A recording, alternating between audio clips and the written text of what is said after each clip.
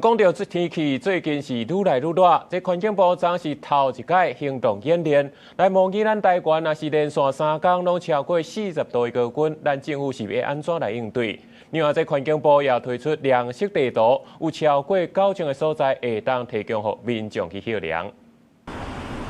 熱人到啊！最近歐洲小影引起的災情是真嚴重。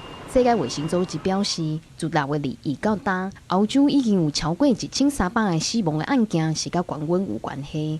而到咱環境部有模擬氣溫連續3天超過40度的情景，建立應對的流程，包括氣象署的發布高溫警報，地方政府安排噴水車甲路邊降溫，學校暫停戶外活動，衛福部嘛會啟動熱傷害醫療服務等等。這個熱浪的問題不是天氣的問題，是治理跟經濟的挑戰。所以，如果說這個極端天氣，其實在全世界都說這個會造成很大的影響，我們勢必要跨部位，特別是公衛，特別是經濟的衝擊都要算得清楚。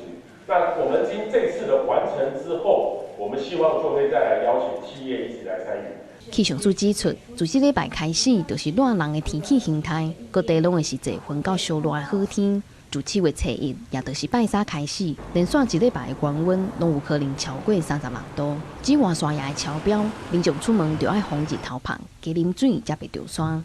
今年的話，普遍是32到34度，局部特別是中南部的近山區可能會來到35、36度。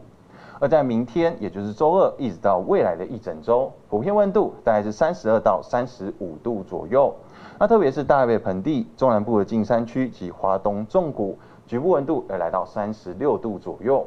針對熱傷害，衛福部也有提出5個急救的措施，包括先測量、燙衫，嘛要注意散熱、啉水加送病院。環境部也有推出量色地圖，全國有9000多個地點，通予民眾去覓日頭。